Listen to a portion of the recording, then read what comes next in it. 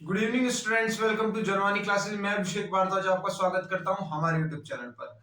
तो बच्चों, ये आपका बीएससी थर्ड सेम के लिए लेक्चर है। ठीक है, इसमें हम अपना पार्ट बी कर रहे थे और पार्ट बी के आज मैं आपको स्टार्ट करवाऊंगा यूनिट नंबर थर्ड। और काफी ज्यादा छोटी यूनिट है। ठीक है, काफी ज्यादा छोटी यूनिट है तो हम इसको बहुत जल्दी कवर कर लेंगे। ठीक है, काफी ज्यादा छोटी यूनिट है। ठीक है, फर्स्ट सेमेस्टर के लिए, सॉरी, कौन से सेमेस्टर के लिए? फर्स्ट सेमेस्टर के लिए।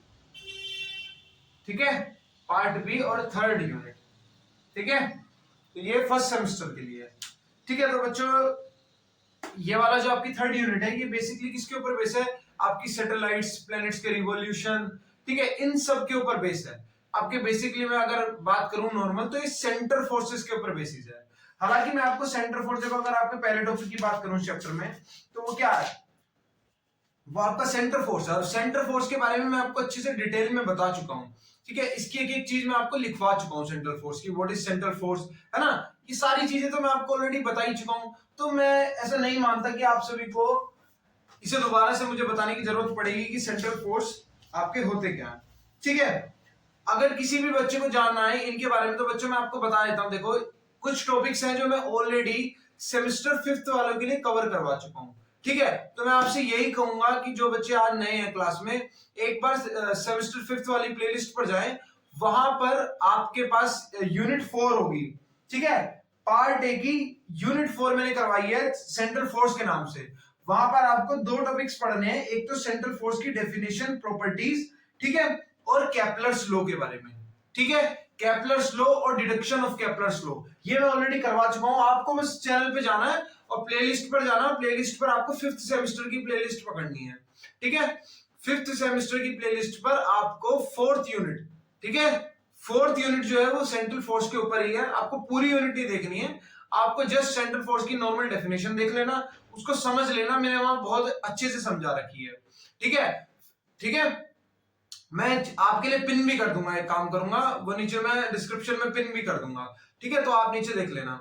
बाकी केपलर्स लो वाली भी मैं आपको करवा दूंगा। ठीक है, उसके आगे आज मैं पढ़ा दूंगा। ठीक है, क्योंकि एक बार आप तो मतलब मेरे कहने का मतलब ये है कि इस लेक्चर को लेने से पहले आप सेंट्रल फोर्स को अच्छे से पढ़ लेना वहां से। ठीक है, सेंट्रल फोर्स को अच्छे से पढ़ लेना और केपलर्स लॉ के बारे में भी वहां से पढ़ के आना और डिडक्शन ऑफ केपलर्स लॉ को भी पढ़ना। ठीक है, semester fifth, part A, unit 1, unit 4। ठीक है, ठीक है, उसके बाद अब मैं आपको यहां पर पढ़ाऊंगा केपलर्स लॉ के आगे का। ठीक है, केपलर्स लॉ के आगे का मैं नीचे दोनों वीडियोस आपका मैम से बोलकर डिस्क्रिप्शन में भी करवा दूंगा। ठीक है, चलो, तो आज तो अब मैं होप करता हूं इसके आगे की जो भी पोर्शन है वो आप तभी देखेंगे जब आप ये दोनों चीजें कवर करके आ चुके होंगे कि सेंट्रल फोर्स अच्छे से समझ आए कि सेंट्रल फोर्स क्या है, कंजर्वेटिव फोर्सेस क्या है, नॉन कंजर्वेटिव फोर्सेस क्या है ना, नॉन सेंट्रल फोर्सेस क्या है, बस इतना। और आपके केपलर्स के तीनों लॉ क्या है और उन तीनों लॉज को डिडक्शन क्या है। ठीक है, इनके बारे में पता करना है बस। अब उसके आगे चलते हैं जहां पर मैं आपको ग्रेविटेशनल पोटेंशियल को और ग्रेविटेशनल फील्ड को फाइंड करना सिखाऊंगा। ठीक है, हालांकि नॉर्मल आपको पता है कि अगर आपको मान लो ग्रेविटेशनल पोटेंशियल फाइंड करना है तो आपको पता है अर्थ के अंदर क्या होता है। ठीक है, क्या होता है gravitational potential? v equals to minus G M by are, यही होता है। तो यही आपका मेन फॉर्मूला रहेगा। बस हमें अलग अलग पार्टिकल्स की हेल्प से, इसको अलग अलग स्ट्रक्चर्स की हेल्प से हमको इस पोटेंशियल को निकालना है। ठीक है, इस ग्रेविटेशनल पोटेंशियल को निकालना है। और ग्रेविटेशनल फील्ड का भी आपको फॉर्मूला पता ही है क्या, E equals to minus D V by D R. यही फॉर्मूला हम अप्लाई करेंगे, ये आपका ग्रेविटेशनल पोटेंशियल का, ये ग्रेविटेशनल फील्ड का। ठीक है, तो इन्हीं फॉर्मूलाज को हमको अप्लाई करना है। ठीक है, इन्हीं फॉर्मूलाज को हमको अप्लाई करना है। चलो तो शुरू करते हैं हम अपना लेक्चर उसके आगे का, जो आप देखकर, मैं मानता हूं कि आप देखकर आ चुके होंगे। ठीक है, चलो,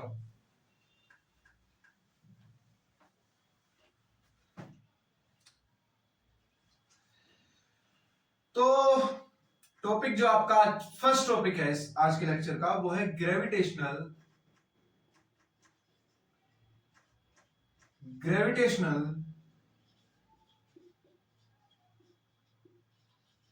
potential and field due to thin spherical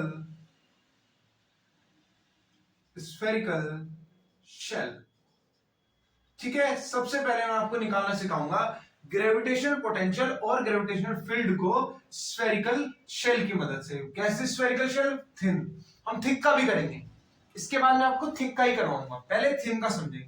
देखो, थिन स्फेरिकल शेल आपकी ऐसी स्फेरिकल शेल होती है जिनकी जो थिकनेस होती है वो काफी छोटी होती है, जिसे हम नेग्लेक्ट भी कर सकते हैं। जैसे एग्जाम्पल के तौर पर अगर मैं आपको बताऊं तो प्लास्टिक की बॉल, अगर मान लो आप प्लास्टिक की बॉल को कट करोगे तो काफी इतनी पतली थिकनेस होती है, इतनी पतली थिक, उसको हम क्या बोलेंगे? आपकी थिन स्फेरिकल शेल है। ठीक है, तो हम उसके अंडर निकालेंगे। और कहां कहां? मान लो ये हमारे पास एक स्फेरिकल शेल है, तो हम आज इसमें हम मेन 2 पॉइंट्स पे निकालेंगे। क्या? एक तो अगर आउटसाइड कोई पॉइंट होगा इस स्फेरिकल शेल के, उस पर, और अगर अंदर होगा उस पर। ठीक है, इन 2 मेन पॉइंट्स पर निकालेंगे।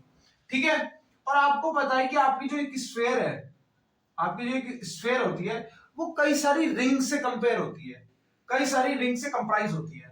तो मैं लेट कर लूंगा कि उनमें से एक रिंग आपकी ये रही, उनमें से एक रिंग मेरे पास ये रही। ठीक है, ये रिंग भी किस शेप की होगी? स्फेरिकल शेप की होगी। आपके पास बॉल है, मैंने एक छोटा सा पोर्शन काट लिया, और इसी तरीके की कई सारी रिंग्स होंगी इधर उधर, वो सब मिलकर क्या बना रही होंगी? स्फेयर बना रही होंगी।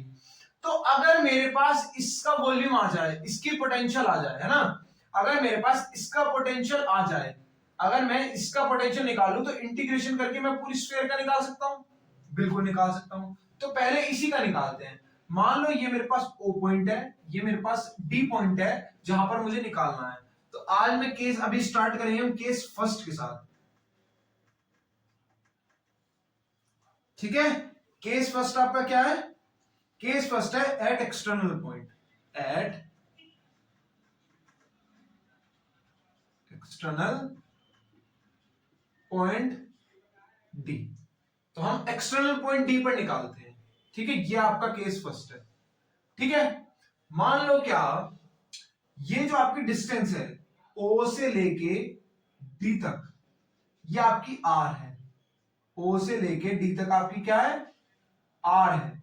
और जो आपने स्फेरिकल शेल ली है उसकी जो रेडियस है, स्फेरिकल शेल की जो आपकी रेडियस है वो रेडियस है आपकी आर, स्मॉल आर। कैसी है? Small R. ठीक है, और ये मैंने क्या करा, एक डॉट डॉट डॉट लगाकर ये रहा। और मान लिया ये मेरा एंगल बना रहा है क्या? थीटा मेरा एंगल बन रहा है, थीटा मेरा एंगल बन रहा है। और ये वाला जो एंगल है ना, ये छोटा सा एंगल, ये मेरा क्या है? ये मेरा है डी थीटा। ये मेरा क्या है? D theta angle. ठीक है, ये मेरा है डी थीटा एंगल। ठीक है, मान लो ये आपका ई पॉइंट, ये आपका एफ पॉइंट। ठीक है, एक आपका ई पॉइंट, एक आपका एफ पॉइंट। ठीक है, यहां तक तो आई होप किसी को भी कोई डाउट होना नहीं चाहिए। ठीक है, और मान लिया कि ये जो डिस्टेंस है,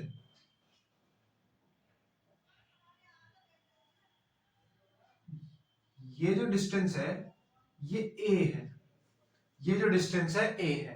तो अगर मैं इस स्फेरिकल शेल की हेल्प से निकाल लूंगा तो मैं सब कुछ निकाल सकता हूं। ठीक है, तो पहले इसी चीजों से जो जो चीजें मैंने आपको बताई है उसी को हम क्या करेंगे? लिख देंगे लैंग्वेज के रूप में। ठीक है, चलो, suppose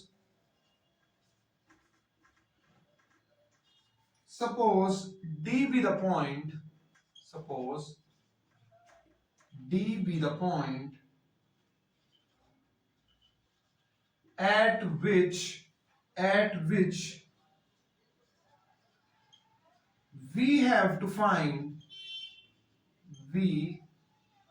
find gravitational potential gravitational potential and the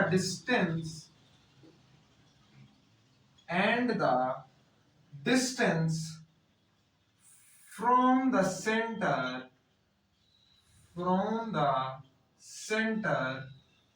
O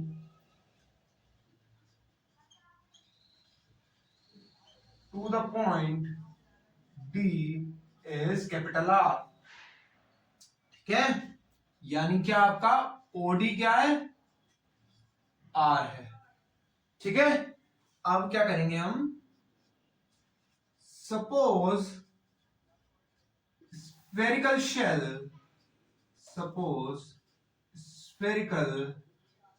shell is divided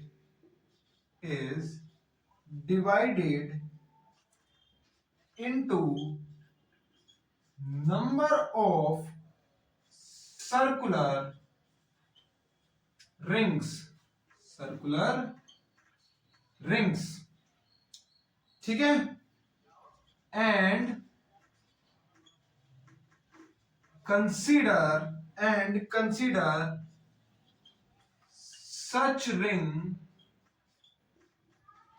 EF, जो मैंने आपको बताया था भाई कई सारे रिंग से कंप्राइज है, हमने एक रिंग ले लिया उसमें से EF. ठीक है, आपको दिख रहा, ठीक है, उसमें से हमने एक रिंग ले लिया, क्या EF, हमने एक रिंग ले लिया. तो अगर मुझे इस रिंग की रेडियस निकालनी पड़ेगी, यानी मैं इस P पॉइंट को P मान लेता हूं ना, तो ये EP होगी मेरी रेडियस. तो मैं इस EP को किस तरीके से निकालूंगा भाई, इस ट्राइंगल को देखो आप, ये O है ना, ठीक है, ये मैंने O लिख रखा है. ठीक है, ये आपके पास O है, तो OEP ट्राइंगल को देखो.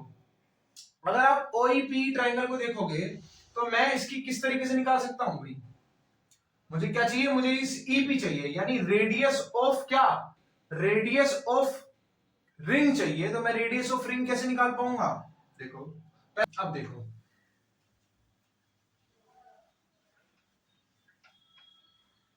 चलो इसको भी रफ कर देता हूं.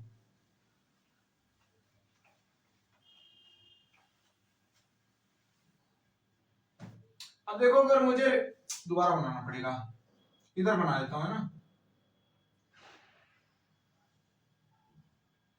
तो इस तरीके से था, ये मैंने एक रिंग ली थी EF,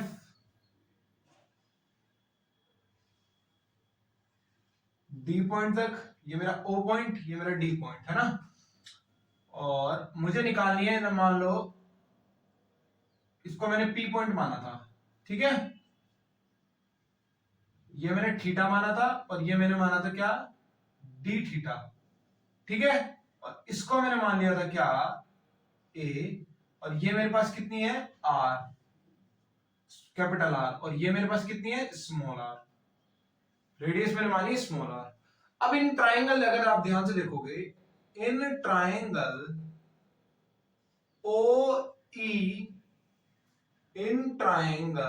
OEP, ठीक है, तो आप अगर साइन थीटा निकालोगे तो वो कैसा आएगा, परपेंडिकुलर अपॉन हाइपोटेनियस, और परपेंडिकुलर आपकी क्या है, EP यानी क्या, radius of ring by hypotenuse आपकी क्या है, हाइपोटेनियस आपकी है EO यानी क्या, रेडियस ऑफ स्फेरिकल शेल, है ना. तो यहां से आपकी रेडियस ऑफ रिंग क्या आ जाएगी, यहां से आपकी रेडियस ऑफ रिंग, जिसे हमने EP बोल दिया, वो आपकी क्या आ जाएगी. अब EO आपकी क्या है, रेडियस जो हमने मान लिया स्मॉल r, यानी R, ये इधर आ जाएगा R साइन थीटा. ठीक है, ये आपकी क्या आ गई, R साइन थीटा. यहां तक तो आपको कोई डाउट नहीं होगा. अब मुझे ये विड्थ निकालनी है, अब मुझे क्या चाहिए, ये विड्थ चाहिए. तो देखो मेरे पास एक फॉर्मूला होता है क्या, अगर मेरे को ये विड्थ चाहिए तो मेरे पास एक फॉर्मूला होता है, नाउ अब आप ध्यान से देखो, ये अगर मुझे विड्थ चाहिए, width of width of ring. अगर मुझे इसकी चौड़ाई देखनी है कितनी चौड़ी है, ठीक है, तो मेरे पास क्या होगा, विड्थ ऑफ रिंग ये देखा जाए तो एक तरीके से आर्क है आपकी, आर्क। और आप आर्क का आपके पास एक फॉर्मूला होता है क्या, एंगल इनटू रेडियस। और एंगल हमने क्या माना इसके सामने, डी थीटा। और रेडियस क्या है, रेडियस क्या है, small R. So R D theta. मेरे पास क्या आ गई, मेरे पास आ गई है width of ring, width of ring मेरे पास आ चुकी है, जो मेरे पास क्या है, are D theta, are D theta. Now अगर मैं मास निकालने लग जाऊं, ठीक है, अगर मैं क्या निकालने लग जाऊं, मान लो अब मेरे पास आ गई है, अगर मान लो मैं अब निकालने लग जाऊं इसका, मुझे क्या क्या चाहिए था, जी एम भी चाहिए था भाई, एम मास मेरे को इसमें क्या चाहिए था, मास मुझे चाहिए था। तो पहले मैं क्या करूंगा, मास पर एरिया निकालना पड़ेगा, तो उसके लिए मुझे एरिया चाहिए। पहले तो देखते हैं सरफेस एरिया मेरे इस रिंग का एरिया कितना है। जो रिंग मैंने लिया है ना, थोड़ा अच्छे दिखा देता हूं, ये वाली जो रिंग मैंने ली है इसका सरफेस एरिया निकालते हैं, ठीक है। So the surface area of the ring, किस तरीके से निकाल सकते हो आप सरफेस एरिया रिंग का, भाई पहले इसकी सरकमफ्रेंस निकालेंगे और फिर मल्टीप्लाई कर देंगे किससे, इसकी विड्थ से, है ना।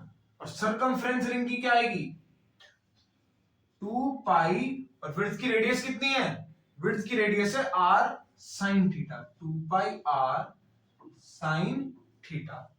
और इसकी विड्थ कितनी है, चौड़ाई कितनी है, आर डी थीटा, कितनी है, आर डी थीटा। यानी क्या है, 2 pi are square, r into r, r square sine theta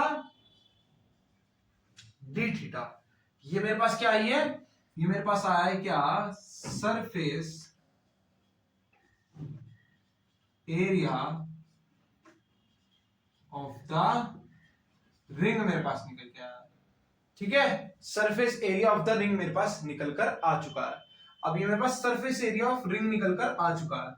अब मुझे क्या चाहिए था, मुझे रिक्वायरमेंट थी मास की। तो पहले क्या करेंगे, लेट कर लेंगे क्या, लेट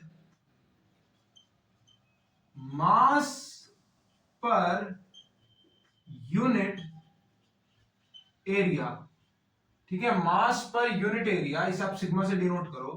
वो आपके पास क्या है, m by area of whole ring, वो क्या है आपके पास 4 पाई आर स्क्वायर। इसको हमने सिग्मा से डिनोट कर दिया, ठीक है, इसको हमने क्या करा, सिग्मा से डिनोट कर दिया।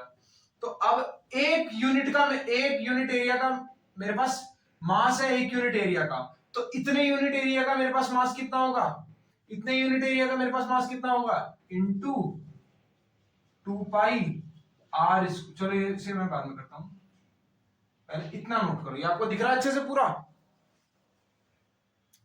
ठीक है। चलो नोट करो। तो अगर मैं मास ऑफ रिंग निकालूंगा, एक यूनिट का मेरे पास आ गया है, अब मुझे क्या चाहिए, मुझे चाहिए मास ऑफ रिंग। तो अगर मैं मास ऑफ रिंग निकालूंगा तो मैं क्या करूंगा, देखना भैया, वही चीज है, अगर मेरे पास एक बनाना 10 रुपए का है, तो 10 बनाना कितने के होंगे, 10 इंटू 10, वही वाला कंसेप्ट लगेगा। अब मेरे पास एक यूनिट एरिया आ गया है, ठीक है, मेरे पास एक यूनिट एरिया आ गया है, ठीक है, और मुझे क्या चाहिए, मास ऑफ द रिंग। तो मैं क्या करूंगा, अब मेरे पास रिंग का एरिया कितना है, तो उससे मल्टीप्लाई कर दूंगा, है ना। रिंग का मेरे पास एरिया कितना आया था, 2 pi are square sine theta d theta into sigma, ठीक है, इसको मैंने पूरे को सिग्मा मान लिया, ठीक है। ये मेरे पास आ गया है मास ऑफ रिंग, ठीक है। और ये मेरा मास कैसा है, छोटा, काफी स्मॉल मास है, डीएम मेरे पास मास, डीएम बहुत छोटा मास आया मेरे पास, कैसा आया, बहुत ज्यादा छोटा मास आया, ठीक है। अब देखो, अब हमें आगे बढ़ना है क्या, now if a be the distance, if a be the distance from the point, if a be the distance from the point E to the point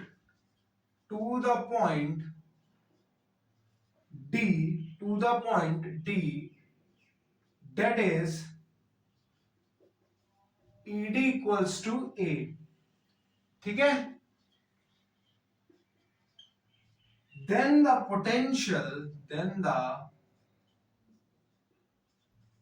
potential dV at D due to the ring is, अब इस ring का potential काफी छोटा आएगा, dV equals to minus जी। अब इसकी क्या dm bye जो भी इनके बीच की डिस्टेंस है, और इनके बीच की डिस्टेंस क्या है, ये डिस्टेंस मैंने मान लिया है a, है ना, तो मैं पुट करूंगा g।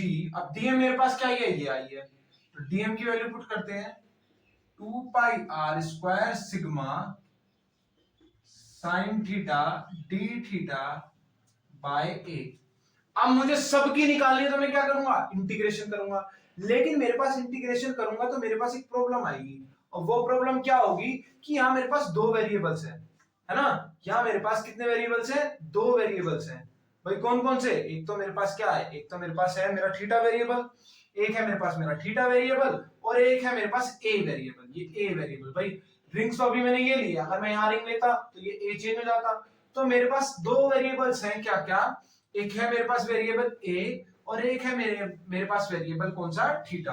तो मुझे अब क्या करना पड़ेगा, इंटीग्रेशन करने से पहले मुझे इस ए में और इस थीटा में क्या करना पड़ेगा, एक रिलेशन निकालना पड़ेगा, ठीक है। और जब तक वो रिलेशन नहीं आएगा तब तक मैं इंटीग्रेशन नहीं कर पाऊंगा, क्योंकि दो वेरिएबल्स का इंटीग्रेशन कैसे करेंगे भाई, इंटीग्रेशन में हम एक ही वेरिएबल लेके चलते हैं तो काफी प्रॉब्लम हो जाएगी। तो अब हम क्या करेंगे, इनमें रिलेशन निकालते हैं। वो रिलेशन हम कैसे निकालेंगे, ध्यान से देखना है, कौन से ट्रायंगल को, इन ट्रायंगल ईओडी को, इस ट्रायंगल को आप अच्छे से देखना। ये आपके पास कितनी है, ए है, ये आपके पास आर साइन थीटा भी निकाली हमने, ठीक है, ये तो आर है, सॉरी ये आर है, और ये कैपिटल आर है। तो इन साइन थीटा, अगर मुझे मान लो कोस थीटा निकालना है, तो कोस का आपका फॉर्मूला लगा दो, क्या होता है, मान लो कोस थीटा निकालते हैं, तो कैसे निकालते हैं, जो भाई कोस थीटा यानी मैं ये वाली साइड का कोस एंगल निकाल रहा हूं, तो मैं क्या करता हूं, जो अदर साइड का क्या करता हूं, अदर साइड्स के जो मेरे पास वैल्यू गिवन होती है उनका स्क्वायर करके ऐड करते हैं। भाई आपको फॉर्मूला अगर याद हो, मान लो आपके पास एक, मैं आपको दोबारा से फॉर्मूला बताता हूं जो बच्चे भूल रहे हैं, ये ट्रायंगल का बेसिक फॉर्मूला है क्या, कि अगर मान लो मुझे कोस ए निकालना होता है, तो मैं क्या करता हूं, मान लो ये मेरे पास ए गिवन है, ये मेरे पास सी गिवन है, और ये मेरे पास बी गिवन है, ठीक है। तो मेरे पास एक फॉर्मूला होता है कोस ए का, यानी अगर मुझे ये निकालना होता है, ठीक है, इसका मेरे पास एक फॉर्मूला होता है क्या, B square plus C square minus A square by BC by 2bc, ये मेरे पास फॉर्मूला होता है। तो अब इसी फॉर्मूले को मैं लगाऊंगा कोस थीटा निकालने के लिए, ठीक है, कोस थीटा। तो यहां मेरा क्या हो जाएगा, R square plus capital R square minus A square by 2 R into R, ये मेरे पास फॉर्मूला हो जाएगा बाय आर इंटू आर, ठीक है। इसमें तो किसी को कोई डाउट नहीं होगा, ठीक है। अब मुझे रिलेशन निकालना था इनके बीच में, मुझे cos थीटा का बनाना क्या है, sin थीटा। तो मैं क्या करवा दूंगा, मैं इसका करवा दूंगा इंटीग्रेशन, सॉरी डिफरेंशिएशन, क्योंकि cos थीटा का डिफरेंशिएशन क्या होता है, sin थीटा, ठीक है। तो मैं इसका क्या करवा दूंगा, डिफरेंशिएशन, अगर क्या करवा दूंगा, डिफरेंशिएशन। सो अगर मैं इसका डिफरेंशिएशन करवाऊंगा तो मेरा क्या बन जाएगा, आप देखना, इसके आगे कर देता हूं, चलो इस पोर्शन में कर देता हूं। तो लिखो ऑन डिफरेंशिएटिंग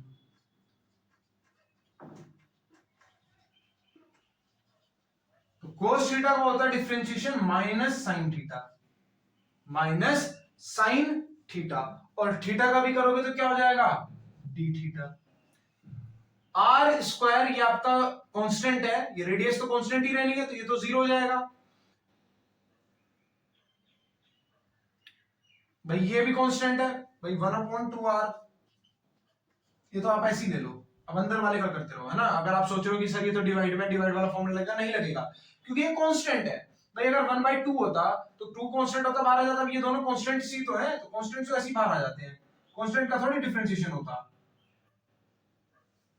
इसका करवाओगे 0, इसका भी 0, लेकिन ये आपके पास क्या वेरिएबल है, तो इसका क्या हो जाएगा माइनस का 2a। अब देखना माइनस से माइनस कैंसिल आउट होगा, 2 से 2 कैंसिल आउट होगा, और साइन थीटा डी थीटा की आपके पास वैल्यू आ जाएगी, क्या निकल कर आएगी, a by small are capital R. अब आपके पास इसकी वैल्यू आ गई है a by small are capital R. I hope अब आपको इसमें कोई डाउट होगा नहीं, ठीक है। चलो फिर, तो अब हमें क्या करना है, बस इस वैल्यू को इधर पुट करना है। नोट करो, मैं इसी के आगे शुरू कर दूंगा, इसको नोट करो फटाफट से।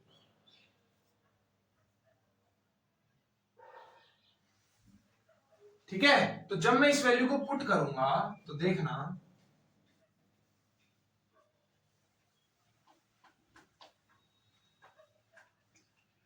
तो मेरे पास देखना dv की वैल्यू क्या हो जाएगी, minus G 2 pi are square sigma. अब इसकी वैल्यू मेरी क्या आई थी, a by capital R small R by a। अब देखना a से a कैंसिल आउट हो जाएगा, a से a कैंसिल आउट हो जाएगा, इस r से ये कैंसिल आउट हो जाएगा, और कुछ कैंसिल होना बचेगा, और कुछ कैंसिल होना बचेगा, और a का dA भी तो बचेगा यहाँ।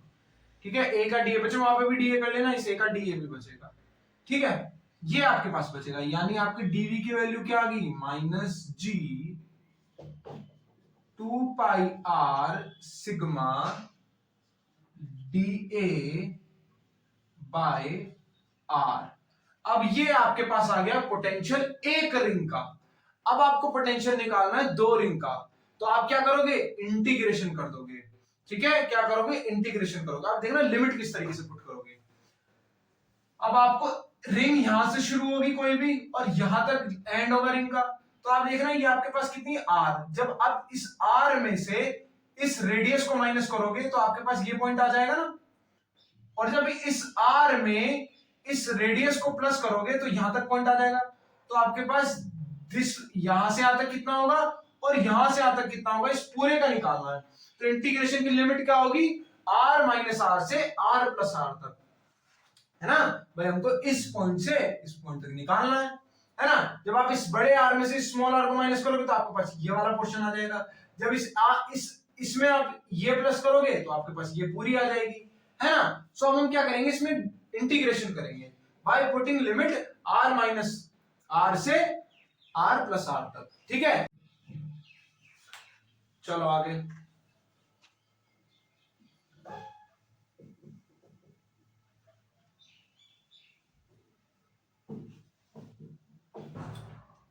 ठीक है, सो लिखो ऑन इंटीग्रेटिंग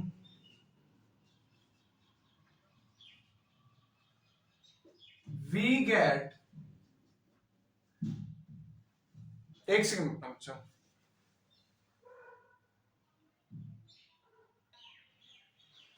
ठीक है। ऑन इंटीग्रेटिंग वी गेट, तो हमको क्या मिल जाएगा, v मिल जाएगा जब हम dv का इंटीग्रेशन करेंगे। और यहां आपको क्या करना पड़ेगा, लिमिट्स पुट करनी पड़ेगी, क्या, r minus R to r plus R minus G 2 pi are sigma dA bye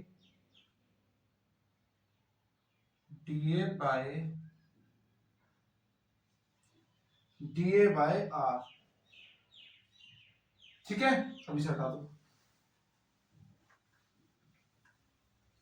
ठीक है, तो जो आपकी कॉन्स्टेंट्स है उनको बाहर ले लेंगे, minus G 2 pi are sigma, constants है ना, कॉन्स्टेंट्स है, आर भी आपका कांस्टेंट है, बचेगा क्या, सिर्फ डीए बचेगा, डीए का ए हो जाएगा तो मैं डायरेक्ट लिख देता हूँ ए, और ये लिमिट रख दो R minus R two R plus R, ठीक है, R minus R two R plus R, तो आपका ये क्या हो जाएगा, v इक्वल्स टू माइनस का g 2 pi r sigma by r, r plus r minus r plus r हो जाएगा, ठीक है, तो ये r से r कैंसिल, r 2r हो जाएगा, सो v इक्वल्स टू 2 इंटू 2 4 हो जाएगा, सो 4 पाई और एक r आपका r स्क्वायर हो जाएगा सिग्मा बाय r, तो ये आपकी वैल्यू निकल कर आएगी, ये आपकी वैल्यू निकल कर आएगी। तो यहां तक कोई डाउट, यहां तक कोई डाउट नहीं होगा, है ना, तो ये आपका आंसर आ गया, ये आपका फाइनल उत्तर आ गया, ठीक है, तो ये होगा पोटेंशियल। अब आपको याद करो मैंने यहाँ पे एक वैल्यू पुट करवाई थी, क्या, सिग्मा मैंने पुट करवाया था ना आपको, पर यूनिट एरिया, जो आपका m by 4 pi are square था, तो अगर मैं इस 4 पाई आर को इधर ले जाऊंगा, 4 pi are square sigma equals to mass of ring ही आ रहा है आपका, मास ऑफ रिंग ही तो आ रहा है, देखना, सॉरी मास ऑफ स्फीयर ही तो आ रहा है, ये मास ऑफ स्फीयर आ रहा है ना, अब देखो ये आपका इधर है, तो इसे चाहो तो आप मास ऑफ स्फीयर से रिप्लेस भी कर सकते हो, तो ये चाहे तो आपका ऐसे भी बन सकता है, v इक्वल्स टू माइनस का G M by R, m क्या है, मास ऑफ स्फीयर, ये भाई मास ऑफ स्फीयर ही तो था स्टार्टिंग में मेरा, तो आप चाहो तो ऐसे भी पुट कर सकते हो, ठीक है, चलो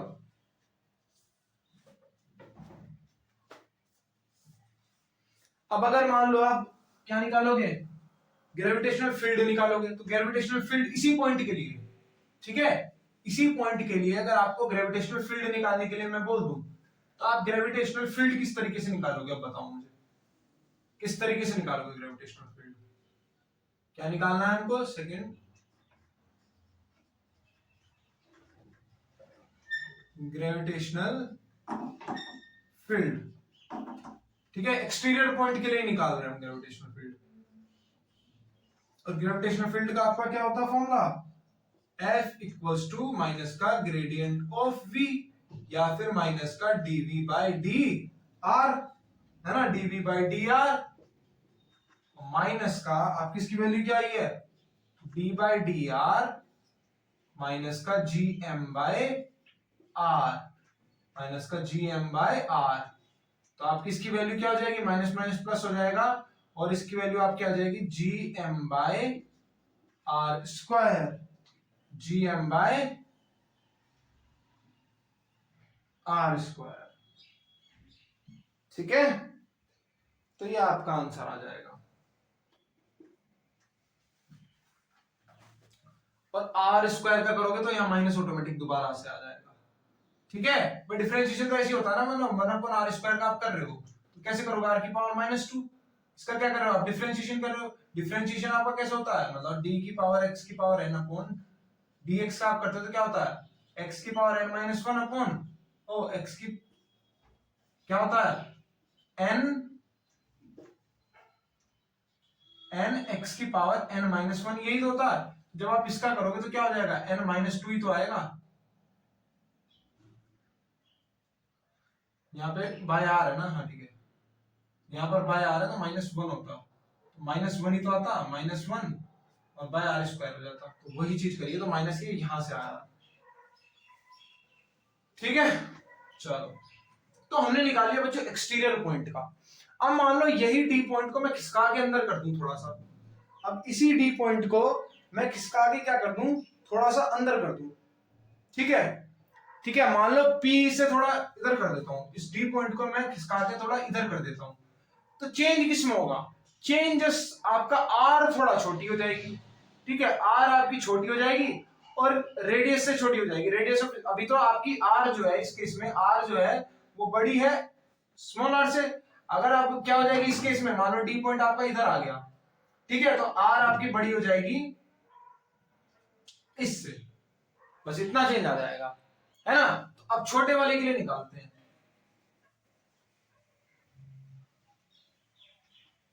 ठीक है। तो अब मैं डी पॉइंट निकाल रहा हूं फॉर द इंटीरियर, अंदर के लिए। उसको थोड़ा सा हल्का सा चेंज कर दूंगा। चलो आपके ड्राइंग हल्की सी चेंज कर देंगे। मेरे सबसे बड़ा काम है ड्राइंग बनाना मेरे लिए, ठीक है। ये रहा,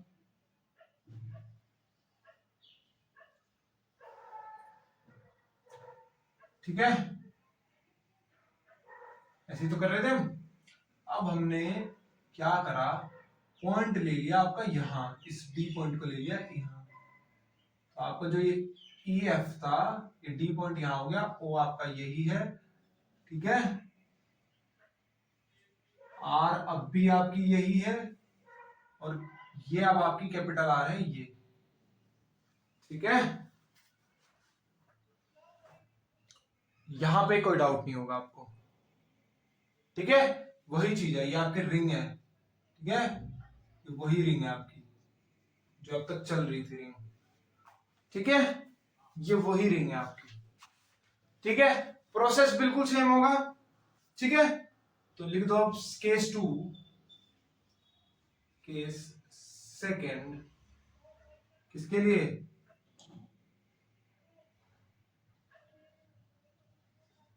at the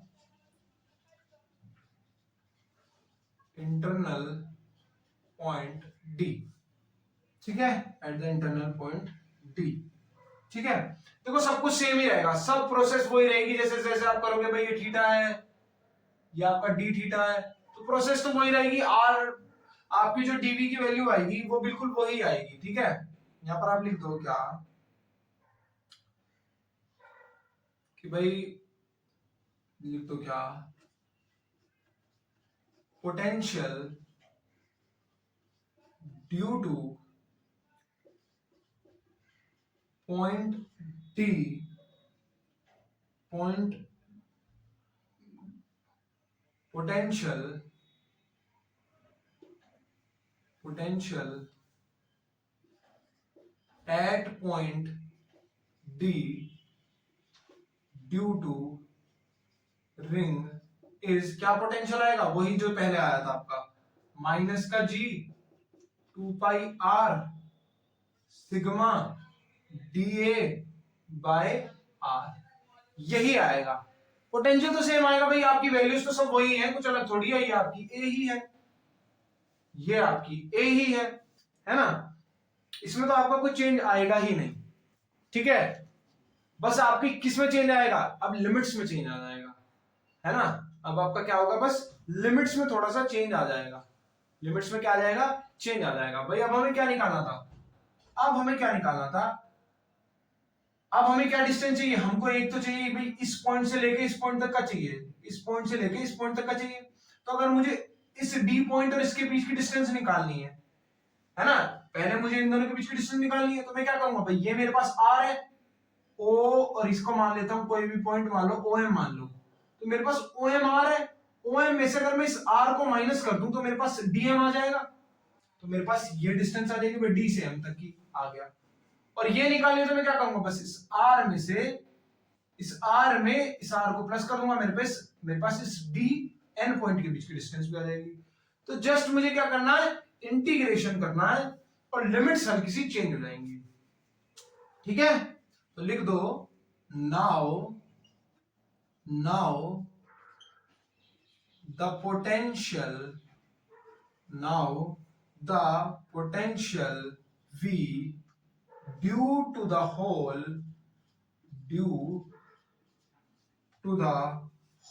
shell, due to the whole shell is obtained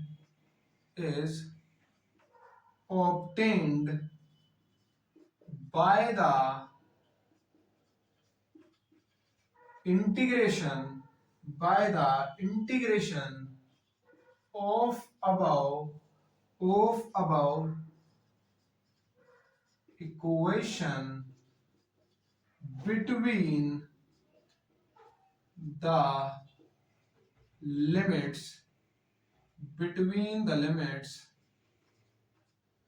r minus r to r plus r, ठीक है।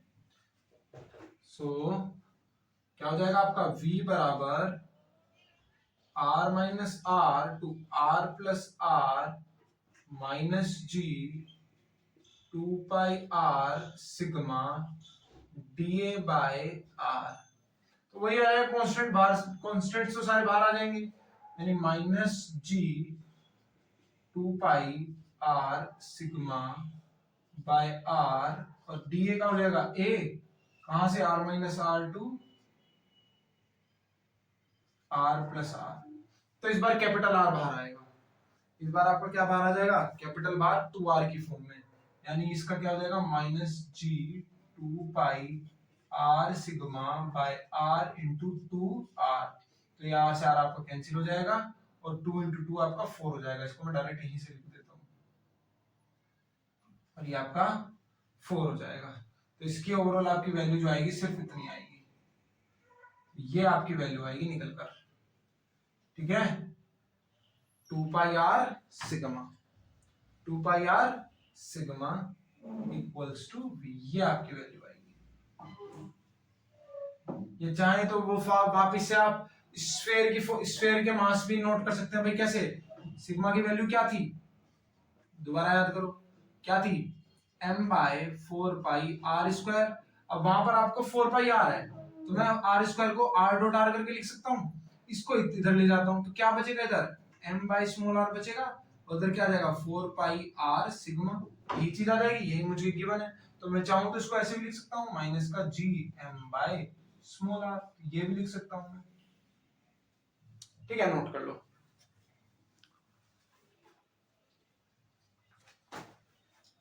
ठीक है, नोट कर लो। अब हम क्या निकालेंगे, अब हमारे पास अब फील्ड निकालेंगे, ग्रेविटेशनल फील्ड निकालेंगे इसका भी, ठीक है। चलो फिर अब फील्ड निकालना शुरू करते हैं।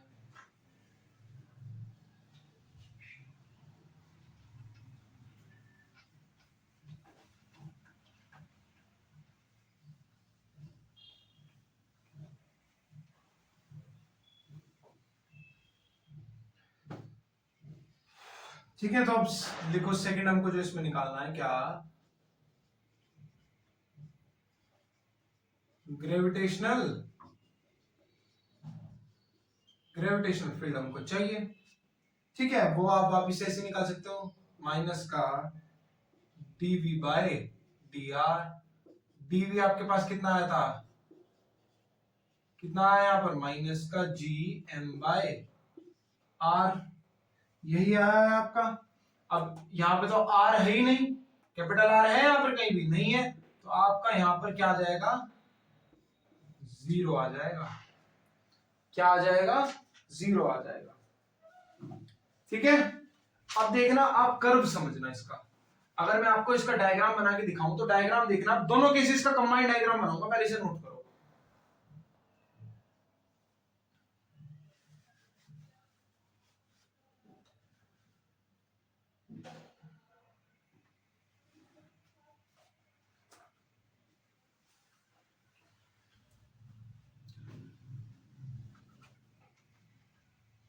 ठीक है, अब देखो हमारे पास इस तरीके से थी स्फेयर, है ना, हमारे पास थी इस तरीके से स्फेयर, ये आपका क्या है, ये आपका है सेंटर, ठीक है।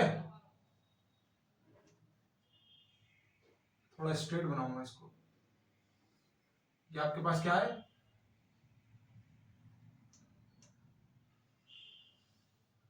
सेंटर, और ये आपके पास क्या है, इसकी लास्ट पॉइंट यानी इसकी रेडियस, इस तरीके से मानता हूं, ठीक है। तो भाई हमने इसमें दो चीजें निकाली हैं, क्या क्या, एक तो हमने निकाला है क्या इसमें, पोटेंशियल, ठीक है, क्या क्या निकाला है, पोटेंशियल। तो मान लो मैं यहां पर पोटेंशियल कर्व ड्रॉ करने लग जाऊं, पोटेंशियल कर्व अगर मैं ड्रॉ करने लग जाऊं, तो पोटेंशियल कर्व देखना मेरा किस तरीके से जाएगा भाई। पहला अगर आप ध्यान देंगे फॉर्मूले पे, पहले अगर आप फॉर्मूले पे ध्यान देंगे तो मान लो आपकी ये वाला जो पॉइंट है, इस डायग्राम को उल्टी तरीके से देखना, आप कुछ इस तरीके से देखना, और ये वाला जो पॉइंट है, ये मान लो मैंने अपना सुप्रीम पॉइंट माना है, जो कि मेरी अंदर अंदर वाले पॉइंट के लिए आई थी, वो क्या आई थी, माइनस का जी एम बाय आर, यही आई थी। तो मान लो ये मेरे पास वही पॉइंट है अभी इनसाइड के लिए, और सर जब तक मैं लास्ट तक नहीं जाता तब तक सेम वही चलेगा।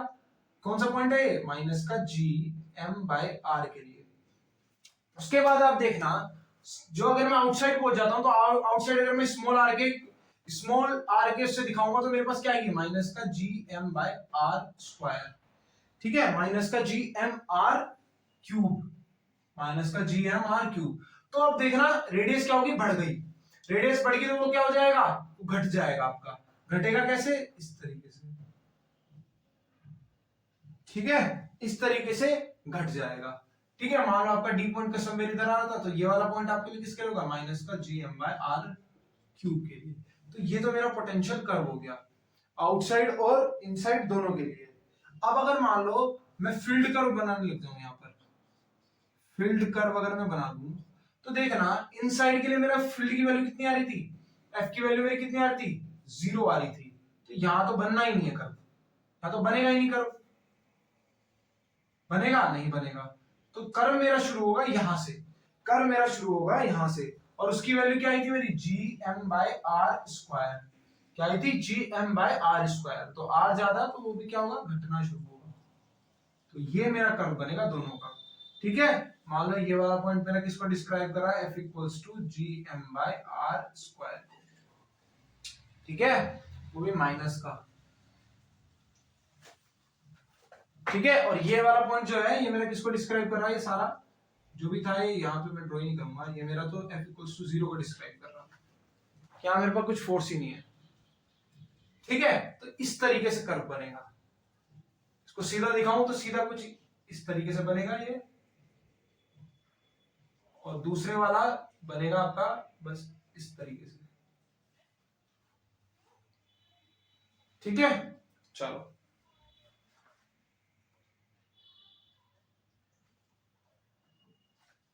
ठीक है, और ये याद रखना ये आपकी रेडियस है, स्मॉल रेडियस, और ये आपकी क्या है? ये आपकी मैंने डिस्क्राइब करी है capital R, distance between the point and the centre. ठीक है, ये आपकी आर है। ठीक है, और ये पोटेंशियल है, और यहां पर आपका फील्ड दिखा रहा है।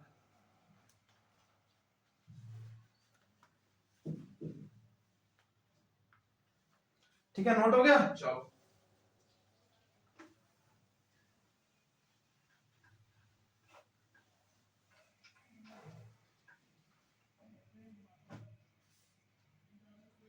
ठीक है, चलो। अब एक काम करते हैं, अब हम थिक के लिए करते हैं। ठीक है, तो हेडिंग डालो, क्या gravitational potential, gravitational potential and field due to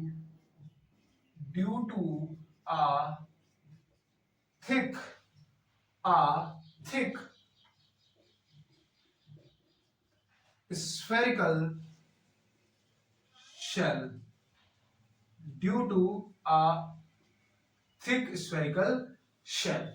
अब आपकी thick spherical shell, thick spherical shell आपकी ऐसी होती है कि अगर उसे हम काट देना, ठीक है, एक मान उसको इस तरीके से काटा जाए तो वो एक रिंग बनाएगी आपकी, रिंग बनाएगी। रिंग कैसी होती है आपकी? रिंग आपकी होती है कुछ इस तरीके से,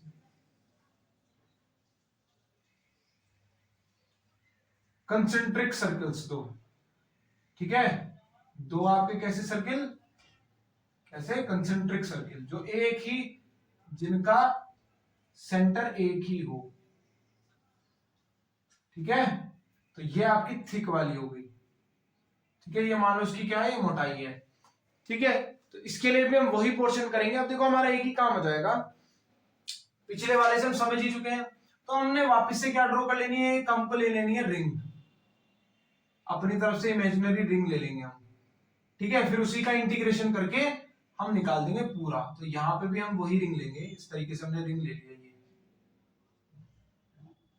ये हमने रिंग ले ली। ठीक है, थोड़ा अलग दिखने के लिए ये रिंग है, ये है ring,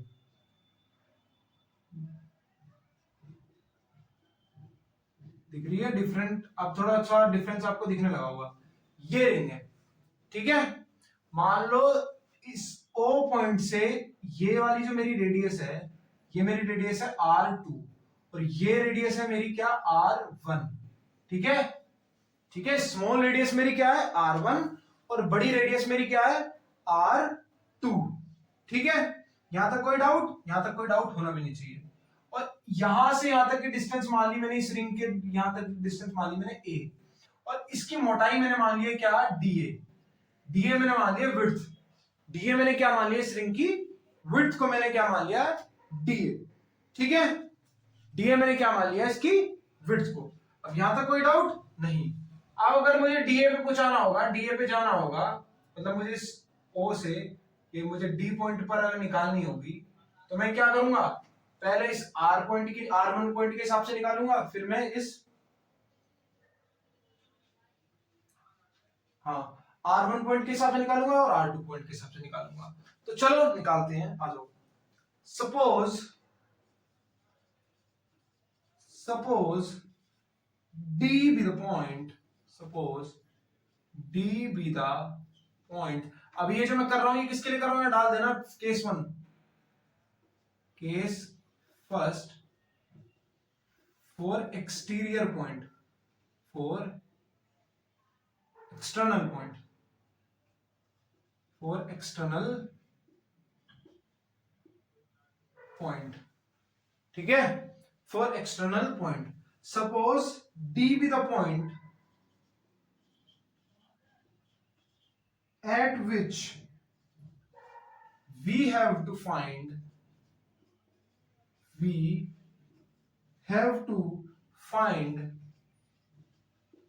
gravitational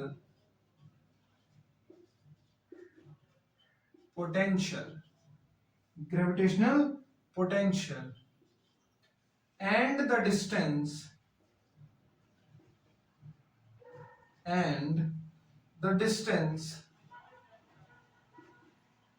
from the center O at point D is R, that is आपका जो ये मैंने OD माना है, इसकी वैल्यू क्या है, R है, ठीक है, ये R है, ठीक है।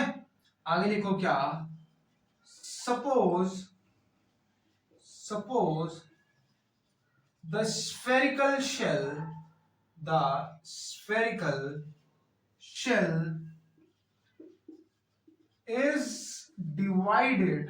is divided into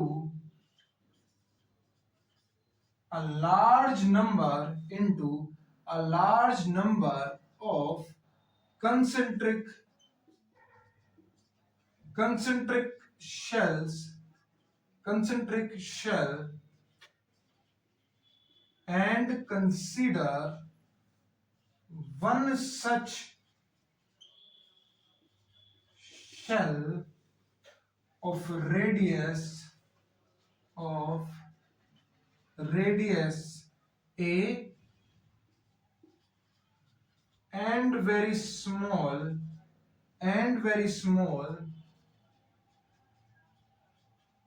thickness D है। अब देखो क्या था, जब हमने थिन ली, तो जब हम थिन ले रहे थे तो हम उसको नेग्लेक्ट कर देते, जो उसकी थिकनेस है उसको नेग्लेक्ट कर देते, तो इस वजह से हम क्या ले रहे थे, एरिया ले रहे थे। यहां मोटाई होने की वजह से उसके पास, मान लो इतनी मोटी है, ठीक है, आपके जो आउटर मोस्ट रेडियस और इनर मोस्ट रेडियस है, उनके बीच का जो पोर्शन है वो इतनी उसकी विड्थ है, तो इतना उसके पास वॉल्यूम होगा ना। तो अब हम क्या लेंगे, मास पर यूनिट वॉल्यूम लेंगे, मास पर यूनिट वॉल्यूम लेंगे। तो अगर मैं वॉल्यूम ऑफ शेल निकालूंगा तो वो मेरे पास क्या आएगा, अगर मैं वॉल्यूम ऑफ शेल यहां निकालूंगा तो मेरे पास कैसा आएगा, पहले मुझे निकालना पड़ेगा surface area of shell into क्या, surface area into width of shell. अब मेरे पास सरफेस एरिया कैसे निकालूंगा मैं, इसका रेडियस मेरे पास गिवन ही है, और सरफेस एरिया कैसे निकल जाऊंगा, 4 pi a square into width मैंने लेट कर लिए क्या है, DA। तो ये मेरे पास क्या आ गया, वॉल्यूम ऑफ शेल आ गया, वॉल्यूम ऑफ शेल। ठीक है, क्या आ गया, वॉल्यूम ऑफ शेल। अब जैसे जैसे मैंने वहां पर क्या लिया था, मास पर यूनिट सरफेस एरिया, अभी इससे पहले क्या लिया था, मास पर यूनिट सरफेस एरिया, जिसे मैंने डिनोट कर दिया था सिग्मा से। यहां मैं लूंगा मास पर यूनिट वॉल्यूम, जिसे मैं डिनोट करूंगा रो से। ठीक है, मास पर यूनिट वॉल्यूम, ये मेरा क्या होगा, मास पर यूनिट वॉल्यूम। ठीक है, मास पर यूनिट वॉल्यूम, नोट करो पहले। ठीक है, तो मैं लूंगा मास पर यूनिट वॉल्यूम।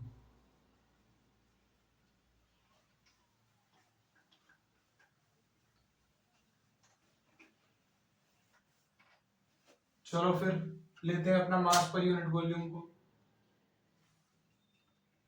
तो लेट मास पर यूनिट वॉल्यूम, उसे मैंने रो से डिनोट कर दिया है, वो आपका m बाई वी, वी यानी वॉल्यूम ऑफ शेल, वी यानी वॉल्यूम ऑफ शेल, वी यानी वॉल्यूम ऑफ शेल। ठीक है, वॉल्यूम ऑफ शेल क्या होगा आपका, 4/3 पाई आर क्यूब, 4/3 पाई। अब यहां पर देखो दो रेडियस है, आपके पास कितनी रेडियस है, दो रेडियस है, तो आपको करना पड़ेगा यहां पर क्या, r2 cube minus r1 cube. इस तरीके से आप ये वॉल्यूम निकाल पाओगे। ठीक है, आपको पता ही होगा ये तो वॉल्यूम निकालना, जब हम रिंग की वॉल्यूम निकालते हैं तो कैसे करते हैं, r by capital R minus small r, और इसका क्यूब कर देते हैं। ठीक है, इस तरीके से हम निकाल सकते हैं। ठीक है, ये हमारे पास आ जाएगा वॉल्यूम। भाई पहले मान लो मैंने निकाली ये वॉल्यूम, फिर मैंने निकाली ये वॉल्यूम, तो इतने में से जब मैं इतना माइनस कर दूं तो मेरे पास यही तो पोर्शन आएगा, है ना। तो मेरे पास ये मेरा वॉल्यूम आएगा, 4/3 pi r2 cube minus r1 cube. ये सरफेस एरिया एंड वॉल्यूम का मैंने लगाया है फॉर्मूला। ठीक है, सो अब मैं निकालूंगा 4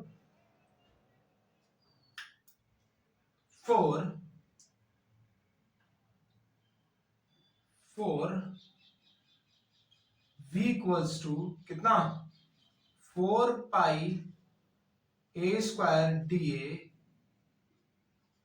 मास ऑफ द शेल बिकम, कितना आ जाएगा मास ऑफ शेल, स्मॉल है मान लो dm, अब इससे मल्टीप्लाई कर दो बस, किसकी, इसकी। So 4 pi a square, 4 pi a square rho dA। ठीक है, 4 pi a square rho dA, ये आपका क्या हो जाएगा, ये आपका आ जाएगा। ठीक है, देन तो अब आप वॉल्यूम निकालोगे, स्मॉल वॉल्यूम, वो कैसे आएगी, माइनस का g dm by radius a। ठीक है, रेडियस ऑफ स्फीयर r। ठीक है, तो माइनस g dm आपका ये रहा कितना, 4 pi a square rho dA by r। ठीक है, अब ये तो मेरा आ गया रिंग का। अब मुझे रिंग का कैसे कैसे लेना है, R1 से R2 तक। यहां तो मेरी लिमिट बिल्कुल क्लियर है, बिल्कुल क्लियर है, R1 से R2 तक तो मैं लिमिट ले लूंगा बस यहां पर, क्योंकि रिंग्स तो मेरी सारी इसी से कंप्राइज होंगी ना। ठीक है, now the potential, now the potential due to whole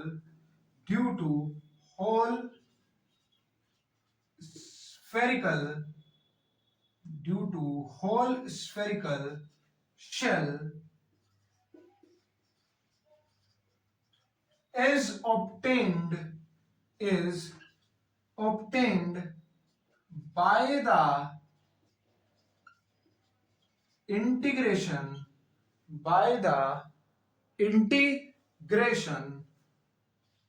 of this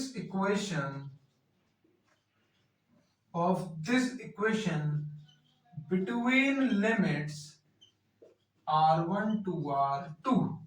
क्या हो जाएगा, v इक्वल्स टू, जो कॉन्स्टेंट्स है सारे बाहर कर दो, माइनस g 4 पाई/r रो, ठीक है, रो, और r1 to r2 a²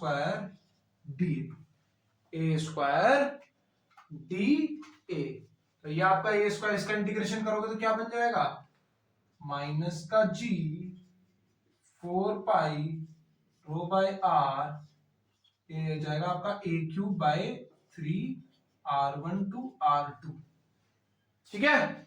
integration का फॉर्मूला लगेगा कौन से वाला, x की पावर n का हम इंटीग्रेशन जब हम करते हैं तो क्या लगता है फॉर्मूला, x की पावर n+1/n+1, तो यही मैंने यहां पर फॉर्मूला लगाया है, ठीक है। तो n यानी 2, 2+1 यानी 3 हो जाएगा, और 3 डिवाइड में आ जाएगा, सिंपल वो फॉर्मूला लगाया है, ठीक है, नोट करो।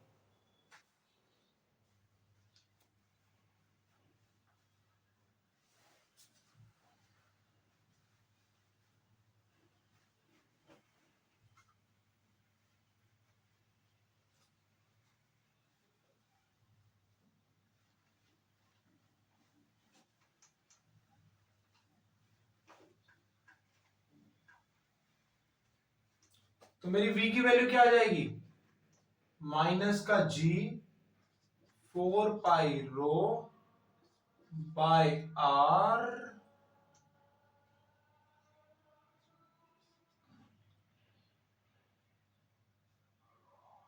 3 यहां ले लेता हूं, और r2³ -r1³, ये मेरी आंसर आएगी। और इसको चाहूं तो मैं चेंज भी कर सकता हूं, कैसे भाई, मेरा क्या था, अब ये जो है मेरा क्या, नाउ रो इक्वल्स टू किसके बराबर था, m/4 पाई 4/3 पाई r2³ -r1³ के, और ये वही तो चीज है। तो मैं चाहूं तो v की वैल्यू कैसे लिख सकता हूं, -g, अब इसको इधर ले जाना है तो मेरे पास 4/3 पाई, और ये है m/r आ जाएगा। तो ये दोनों ही मेरे आंसर होंगे,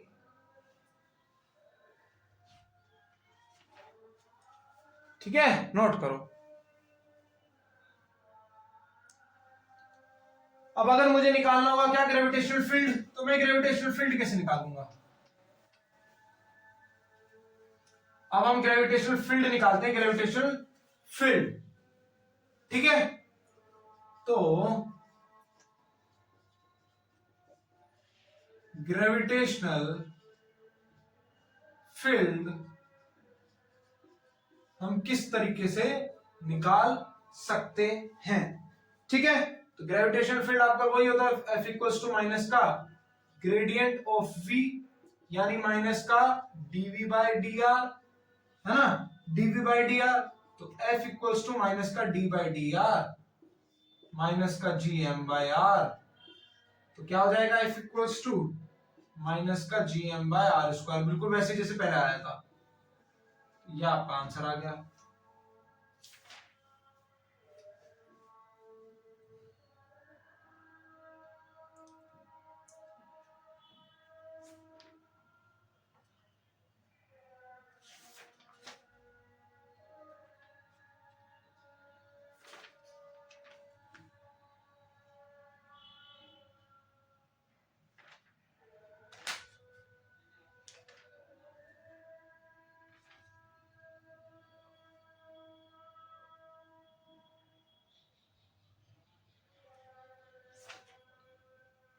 ठीक है, हुआ नोट। अब आगे चलो, अब हम किसके लिए लेंगे, अब हम इनसाइड के लिए लेंगे। किसके लिए लेंगे, इनसाइड के लिए लेंगे, मतलब अंदर है, अगर आपका वो जो पॉइंट है वो अंदर है। तो अब आपका केस 2 ले लो, case second, for the point D inside the spherical shell।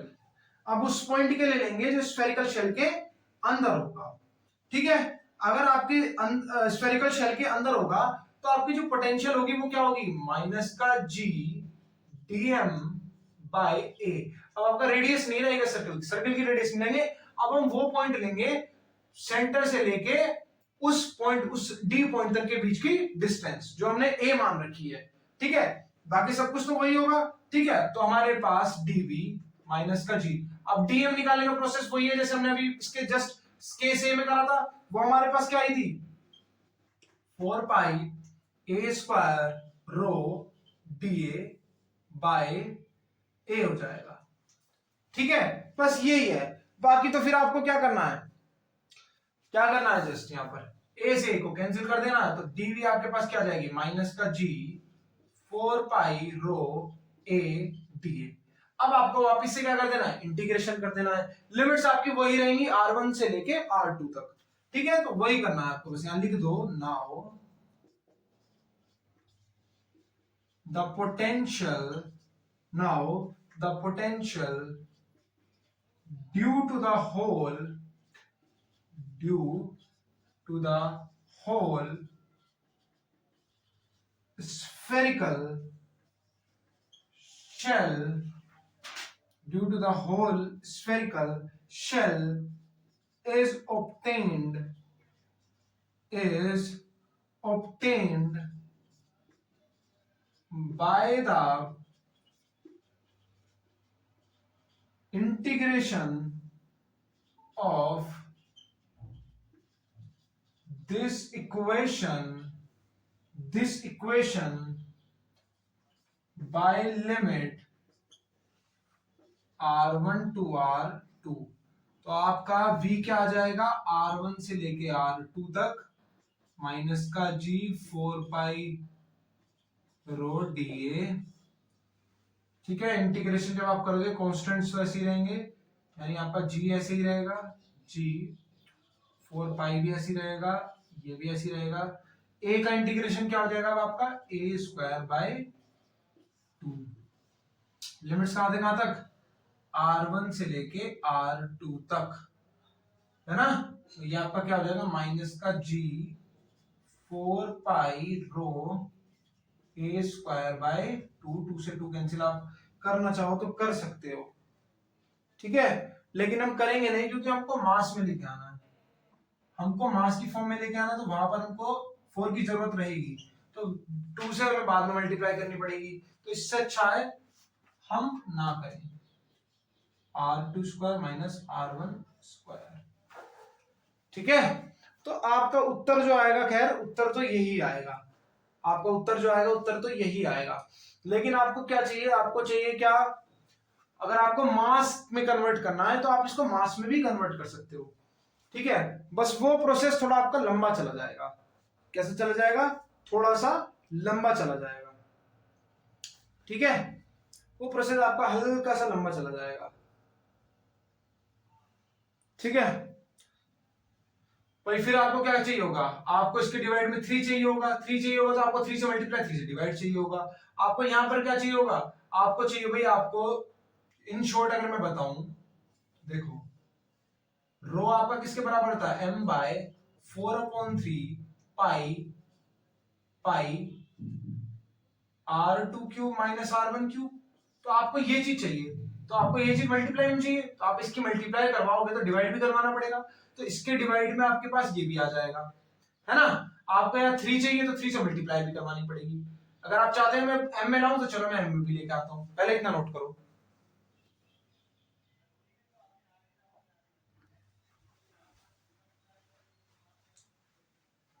ठीक है। आप देखना,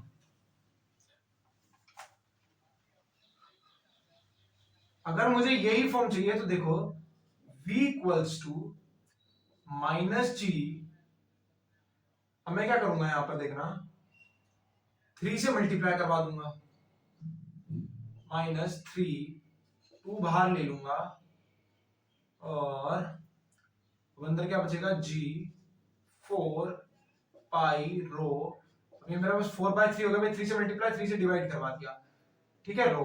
अब इधर मुझे क्या चाहिए था, R2 cube minus R1 cube, तो इससे मैं डिवाइड भी करवा दूंगा, R2 cube minus R1 cube. और यहां पर मेरे पास पहले से ही क्या मौजूद है, r2 square minus r1 square. तो ये मेरा पूरा मिलके क्या बन जाएगा 4/3 पाई। ये वाला पोर्शन क्या बन जाएगा, ये मेरे पास m बन जाएगा। ये पूरा पोर्शन मिलके मेरे पास क्या बन जाएगा, m बन जाएगा। तो मेरे पास क्या आ जाएगा 3/2 g m r2 square minus r1 square by r2 cube minus r1 cube. ठीक है। और जब आप यहां पर इनके फॉर्मूले लगाओगे अपने अपने, यानी v इक्वल्स टू 3/2 gm, ये आपका क्या हो जाएगा r2 माइनस r1 और r2 प्लस r1। और जब आप a cube minus b cube लगाओगे तो क्या होगा r2 minus r1 r2 square plus r1 square plus r2 r1। तो ये आपके कैंसिल आउट हो जाएंगे और सिर्फ इतना पोर्शन बचेगा। तो m की फॉर्म में आप लेकर आओगे तो m की फॉर्म में आपका पोटेंशियल आएगा ये v equals to 3/2 gm r2 plus r1 by r2 square plus r1 square plus r2 r1। ठीक है। ये पेज भरने के काम आएगा एग्जाम में। ठीक है, ये एग्जाम में आपका पेज भरने के बहुत अच्छे से काम आएगा। ठीक है। ये जहां पर जस्ट मैंने फॉर्मूला लगाया कौन कौन से, यहां पे बता देता हूं कौन कौन से फॉर्मूले लगाए हैं। एक आपका फॉर्मूला होता है क्या, a square minus B square का a प्लस बी और a माइनस बी। दूसरा फॉर्मूला आपके पास होता है a cube minus B cube का a minus B a square plus B square plus A B, ये लगा है। और एक फॉर्मूला आपका कौन सा लगाया मैंने, rho equals to m by 4/3 pi r2 cube minus r1 cube. तो आप साथ में चाहो तो इन्हें नोट भी कर लेना, अगर आपको बाद में भाई रिवीजन के टाइम कंफ्यूजन ना हो। ठीक है। तो यहां मैंने फॉर्मूलेस को अप्लाई किया है, नोट कर लो। अब अगर मैं मान लो ग्रेविटेशनल फील्ड ही निकालूंगा तो वो फील्ड का फॉर्मूला क्या होगा, अगर मैं मान लो ग्रेविटेशनल फील्ड निकालूंगा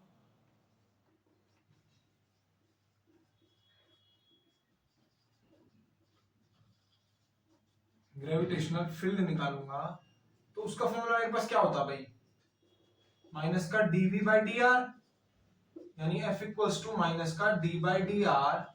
और v की वैल्यू तो यही है 3/2, ये माइनस में थी ना, हाँ ये माइनस आना था, gm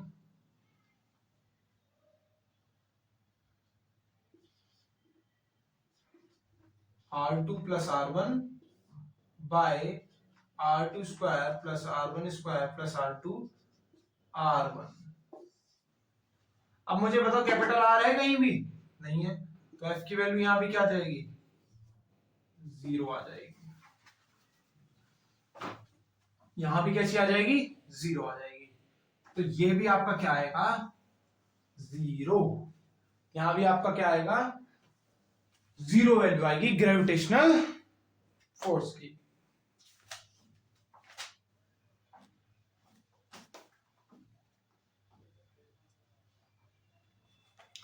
ठीक है, नोट करो।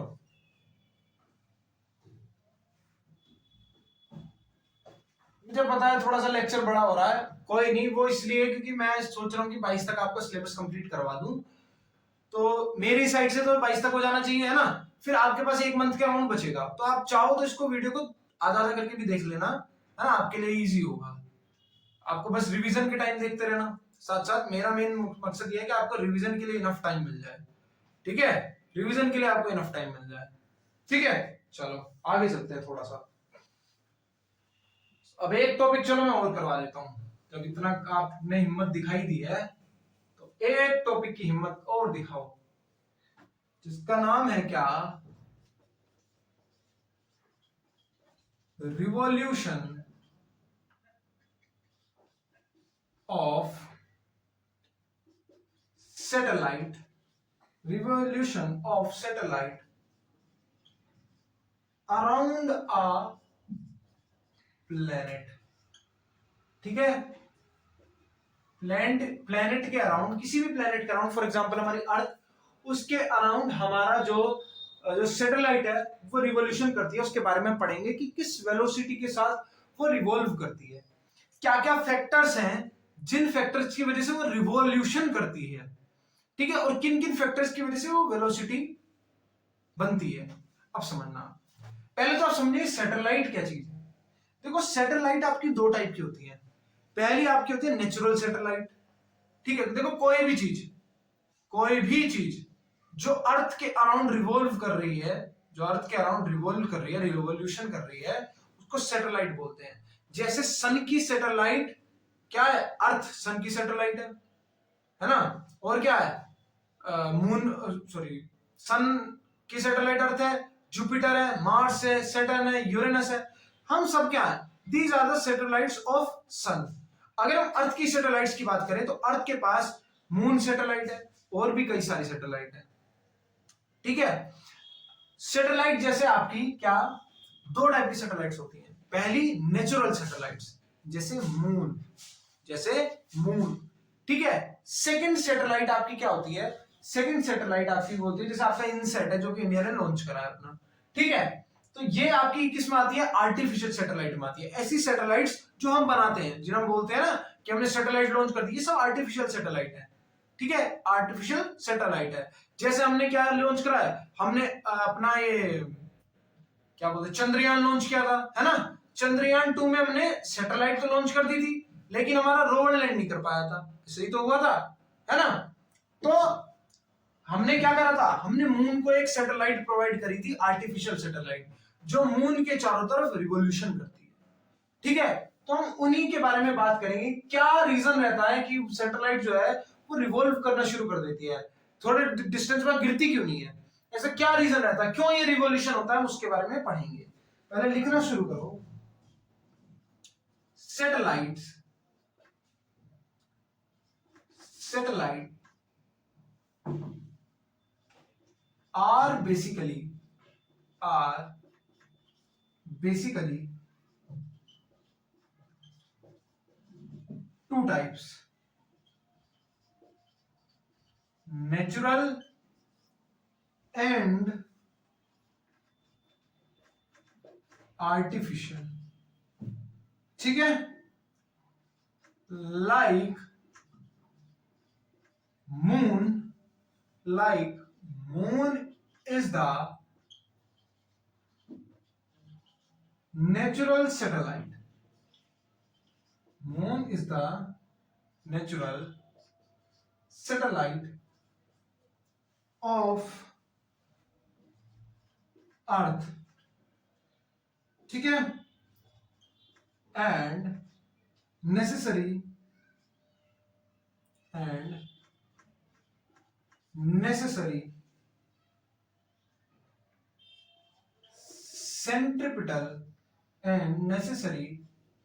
centripetal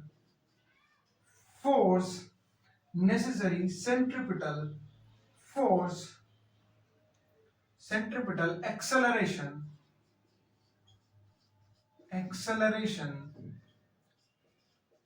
for motion of moon,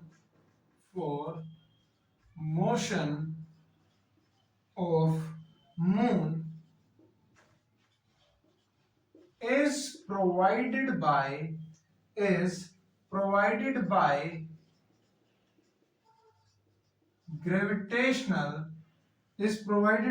gravitational force between moon and अर्थ, ठीक है भाई। जैसे हमको पता है नेचुरल सैटेलाइट हमारी क्या है, मून है, और जो नेसेसरी सेंट्रिपिटल एक्सेलरेशन होता है मून के मोशन के लिए, वो आपका जो मून और अर्थ के बीच का जो ग्रेविटेशनल फोर्स है ना, वो प्रोवाइड करवा देता है, ठीक है। जो सेंट्रिपिटल फोर्स रिक्वायरमेंट है ना मून को मोशन करने के लिए, वो कहां से मिलता है, जो ग्रेविटेशनल फोर्स लगती है। आपको पता है every particle in the universe attracts each other, आपको पता है ना ये चीज, न्यूटन का आपका लो है ग्रेविटेशनल लो, क्या, each and every particle in universe attracts every other particle in the universe. ठीक है, हर एक पार्टिकल यूनिवर्स का दूसरे पार्टिकल को अपनी तरफ आकर्षित करता है। यही आपका क्या है, न्यूटन का लॉ है। तो इसी ग्रेविटेशनल फोर्स की वजह से मून को जरूरी सेंट्रीपिटल एक्सेलरेशन मिल जाती है। ठीक है, सो इसकी मदद से हम क्या करेंगे, using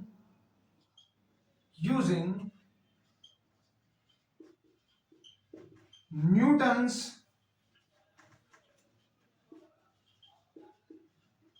gravitational law. So using Newton's gravitational law, force between moon and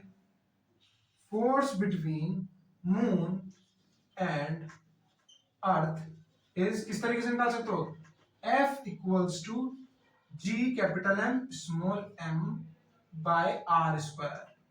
ठीक है, कैपिटल M क्या है, mass of earth, small m क्या है, मास ऑफ मून। ठीक है, मास ऑफ अर्थ और ये क्या है, mass of moon.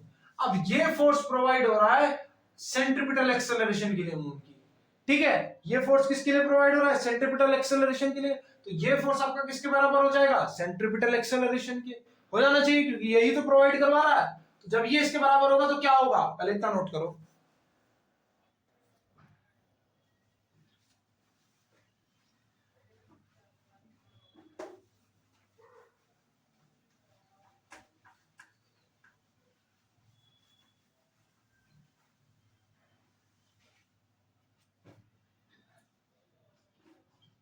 This force provide the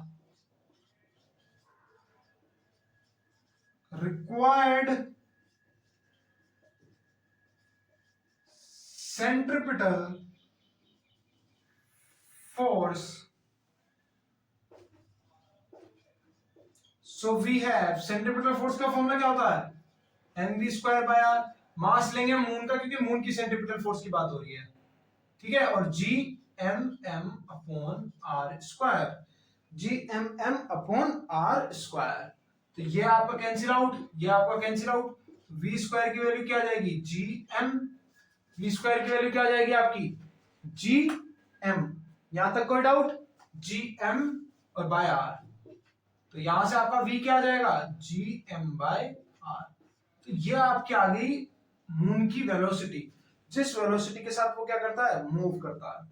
ठीक है, आर क्या है, आर आपकी है रेडियस, आर आपकी क्या है, आर है आपकी वो डिस्टेंस अर्थ से लेके मून तक की।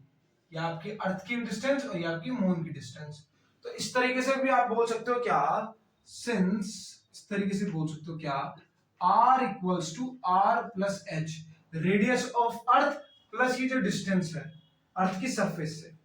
ठीक है, अर्थ की सरफेस से। तो ये मून की मान लो सैटेलाइट के निकालने, तो हम सैटेलाइट ही बोलेंगे, मैं मून भी नहीं बोल रहा, कोई भी सैटेलाइट बोल रहे हैं। अभी हमने पर्टिकुलर, क्योंकि मून की डिस्टेंस तो थोड़े फिक्स है, हालांकि अभी बढ़ती जा रही है, लेकिन ऑलमोस्ट फिक्स्ड है, तो मैं एच ही मानूंगा, मैं मून नहीं मान रहा। यहाँ मैंने कोई एक सैटेलाइट ले लिया है, ठीक है, कोई भी एक सैटेलाइट ले लिया है, तो मैं लिख सकता हूं क्या, where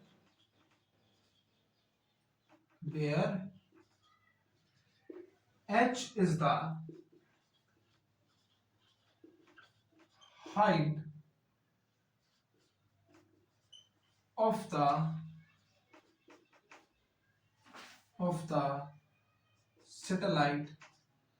the satellite from earth surface। ठीक है, so we have, हम रिप्लेस कर सकते हैं, v equals to under root G M by R plus H, G M R plus H. और ये v वेलोसिटी के लिए है, कंफ्यूज मत हो जाना। अभी आप पोटेंशियल ग्रेविटेशनल पोटेंशियल के लिए आपने कैपिटल V पढ़ा था, ये आपका स्मॉल v है, को मैं थोड़ा सा इस तरीके से रिप्रेजेंट कर देता हूँ तो कंफ्यूजन ना हो। ठीक है, आपको कंफ्यूजन नहीं होनी चाहिए बस। ठीक है, कोई डाउट? अब आपको एक फॉर्मूला और पता है, कौन सा देखना। अब आपको एक फॉर्मूला पता है क्या, G equals to GM upon R। तो यहां से अगर आप GM निकालोगे तो आपके पास क्या आ जाएगा, GM GR के बराबर आ जाएगा। तो ये आपका निकाल सकते हो, आप पुट कर दो यहां पर ये चीज, GM अपॉन R स्क्वायर होता है। तो यहां पर आपका क्या आ जाएगा, R स्क्वायर। ठीक है, तो इस GM की वैल्यू आपके R स्क्वायर आ जाएगी, तो आप इसको पुट भी कर सकते हो, under root GR square by R plus H। तो R स्क्वायर का R बाहर आ जाएगा, under root G plus R plus H। तो यहां से आप वेलोसिटी निकाल सकते हो इस तरीके से। ठीक है, या आप ऑर्बिटल वेलोसिटी का फॉर्मूला निकाल सकते हो। ठीक है, ऑर्बिटल वेलोसिटी का फॉर्मूला निकाल सकते हो। ठीक है, तो देखो इससे आपको क्या पता लग रहा है, देख रहे हो वेलोसिटी ये रही। ठीक है, ये आप वेलोसिटी का फॉर्मूला लगा सकते हो। अब आप ध्यान से देखोगे तो ये इनडायरेक्टली प्रोपोर्शनल हो रही है आपकी हाइट के, यानी जितनी ज्यादा अर्थ की सरफेस से आपकी हाइट होगी उतनी कम उसकी क्या होगी, ऑर्बिटल वेलोसिटी होगी। उतनी कम क्या होगी, ऑर्बिटल वेलोसिटी। ये ऑर्बिटल वेलोसिटी का फॉर्मूला है। ठीक है, यानी जितनी ज्यादा कोई भी चीज अर्थ से दूर होगी उतनी ज्यादा उसकी क्या होगी, ऑर्बिटल वेलोसिटी। उतनी ज्यादा उसकी क्या होगी, उतनी कम उसकी क्या होगी, ऑर्बिटल वेलोसिटी। जितनी ज्यादा होगी उतनी कम, और जितनी कम पास होगी उतनी ज्यादा उसकी ऑर्बिटल वेलोसिटी होगी। ठीक है, नोट करो।